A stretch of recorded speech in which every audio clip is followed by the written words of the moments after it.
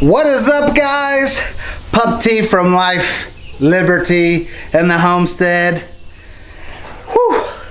Let me tell you, it's been a doozy lately.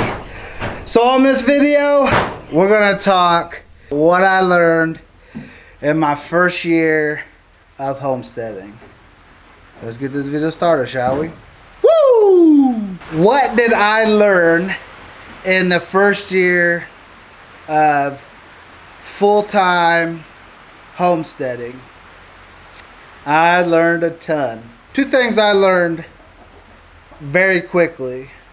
The first being is I'm gonna fail, right? I'm gonna fail in the garden. I'm gonna fail out in the timber. I'm gonna fail some animals.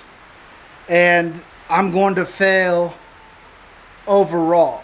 But when I say fail, I don't mean like that was it. The second thing I learned is I can persevere, right? So with every obstacle that we've encountered on this homestead, we have found a way to succeed, right? Through our failures. The first thing that we failed at was chickens, turkeys, and ducks. Over a year ago, well, it had been January 2019, so probably April, May time frame of 2019. Me and the wild one, we purchased, I don't think it was like 6 turkeys, purchased probably about the same amount of ducks, and then I believe it was 12 chickens. And when we purchased them, you know, we bought the heat lamps and all this other stuff. Well, there was a lot of things that we didn't know. There was a learning curve that we had to figure out. And the first one really is the turkeys. So we had purchased, like I said, 6 turkeys, and out of the 6, it was like right off the bat, 3 died. I'm like, what is going on? They got food, they got water, they got a heat lamp, and then shortly after that, another one died. I'm like, my word, what is going on? And then the chickens started dying. One chicken here, a few days later, chicken here, duck there. And I was shocked. I was like, it really can't be that difficult, right? The turkeys and the chickens and the duck, they're all inside of our house. We had them in dog crates. We had chicken wire that went around it. The wild one was changing out the bedding every other day, or at least every third day. And they were still perishing, right? We were very, very confused on what was going on. And then as time progressed, we had 6 of the chickens, I believe, 6 or 8 of the chickens ended up surviving. 2 turkeys survived, and then 2 of the ducks survived. Once they got old enough, we brought them out, you know, into our pasture, into Debbie's field. We ended up getting 2 more turkeys from Rule King, and then one of our first turkeys ended up dying really quick. So then we had 3 turkeys, and all the chickens that we had that survived were all roosters. It was ridiculous. And out of the ducks we got 2 that survived. So, you know, we failed right from the beginning. We didn't have like a wonderful fence. I had gotten, I believe it was 6 goats, something around there, 5 or 6 goats from a buddy of mine. And all we had was barbed wire that went around. Those goats would get out all the time. We're chasing these goats around. Tried to put the goats in a Premier One fence. They were just leaping over it. I mean, it was ridiculous. And we could have said, all right, enough is enough, right? This ain't working. We're a bunch of city folk. We don't need to be doing this type of stuff. But that's not what we did. We just kept at it and kept at it to where this year, as you guys have seen, in 2020, 2020's been a horrible year for what most people will say, right? However, for us, it's been a great year. It's another year of learning. We planted a garden, my first garden ever, and it got overgrown with weeds quick. Stuff that we planted didn't come up. Out of all the corn, I think we had a total of 6 ears of corn, something like that. 6 or 7 ears of corn that we were able to harvest and utilize. The tomatoes, I mean, we had a couple dozen of those, which the wild one made a very good spaghetti sauce out of. It was good. Wish y'all could have been there. However, other than our cucumbers were plentiful. We had a couple squash, and then it was done. The tomatoes, like I said, a couple dozen of them, and the bugs kept getting to it. The corn, it was horrible. None of my strawberries came up. None of the watermelon. None of the onions. None of the peas or the green beans. I think it was. I mean, there was just a lot of stuff, and we planted. What was it? Cauliflower and broccoli and cabbage, spinach. All of it was, if it came up or if it was already up, like we transplanted it, bugs got to it. I mean, it was just horrible.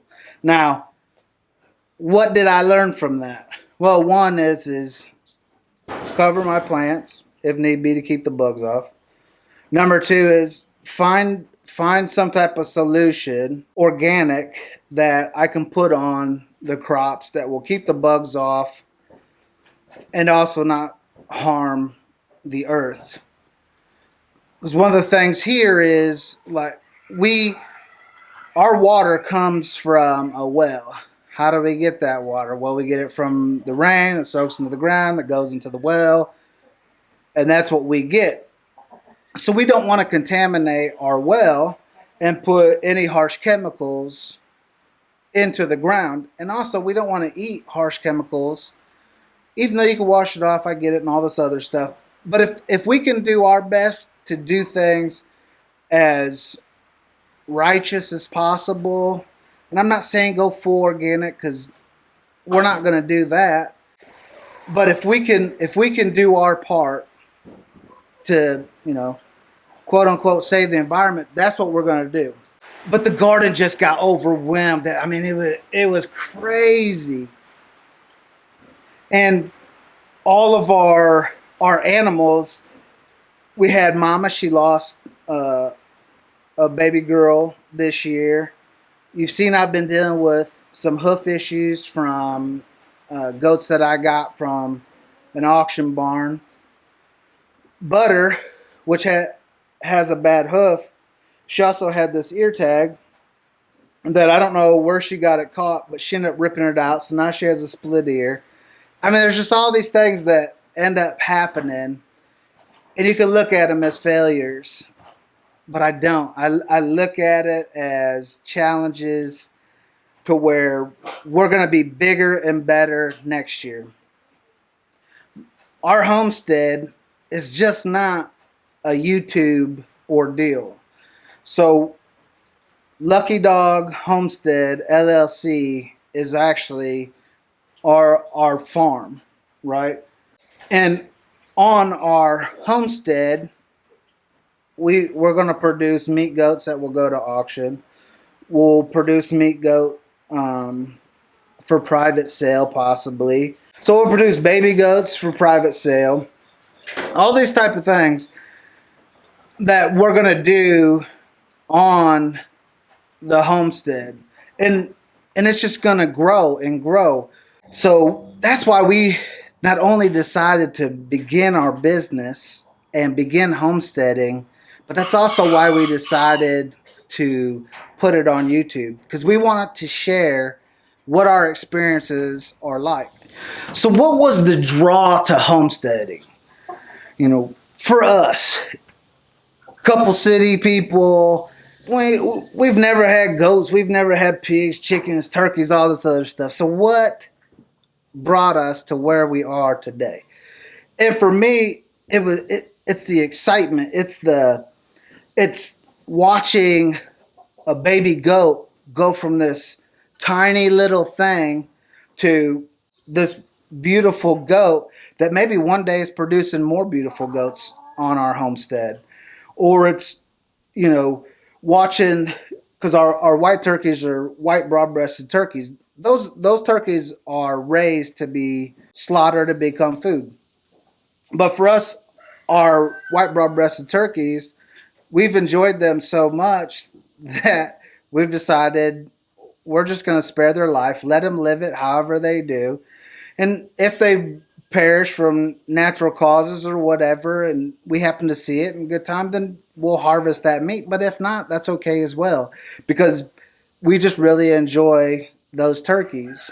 Our goats, you see how we interact with our goats. Max, I mean, he he's been a wonderful, wonderful addition to our homestead. He's a Kiko buck. He's friendly, but right now he's in those teenage years, and he does things that just they'll aggravate you, just like a teenage kid would, right? He bumps up into you, so you got to smack him away. You got to correct him, and all these things. And then like Bambi, to this day I still don't know why I bought Bambi. I do now, right? Because she's such a loving goat. And even with having a bad foot and me taking care of her and just trying to get that to heal, she still comes up to me and wants petted and loved and stuff like that. So, I mean, it's awesome watching these chickens. I don't even know how many chickens we got anymore. I mean, it's over 30, I would have to say. And this year we hatched our first chicken by the mama, which if you've watched other videos, you know that we don't know where that little baby chick went. But like Angel right now, she's sitting on some eggs. So maybe she'll hatch a couple chicks. I don't know. But, we get eggs from it. With the pigs, those pigs that we have, they're pets. They're my twin boys' pigs, Donna and Midnight. So we're not going to do anything with those. The sheep, we're not going to do anything with them. But what they do, the sheep and the pigs and the goats, they all take care of the land. The chickens take care of the land by their feces, right? It enriches the land that we put them on. The sheep will go around and they'll eat grass all day long. The goats are kind of picky eaters, so they'll eat stuff on brush that's up higher. They're very, very useful. Everything on this homestead is useful in one way or another, whether it's producing the manure that we're going to spread on fields or clearing fields or for slaughter for food or whatever. That's why we homestead. That's why we plant a garden, because we want to one day be able to say, okay, we don't need to go to the grocery store and purchase all this food because we have all this food here. And of course, we'll still have to go to the grocery store and buy other stuff. But that's one of the things we have found with homesteading is trying to get back to where I guess people were at one point in time. And there's nothing wrong with not having a homestead and not producing your own food and all that stuff. There's absolutely nothing wrong with the way any other individual lives and how they get their food and stuff like that. But for us, we wanted to be able to do it so we could be self-sustaining. We're not huge preppers, but we do prepare, because instead of preparing for in case something goes wrong, we just prepare for the next day. We prepare for the next week, month, year, so on and so forth. So That's why we got into homesteading. That's why we do it on YouTube. For you, baby. Yes, you.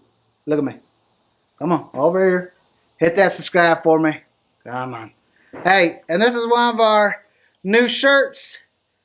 Grow or die. We got a bunch more.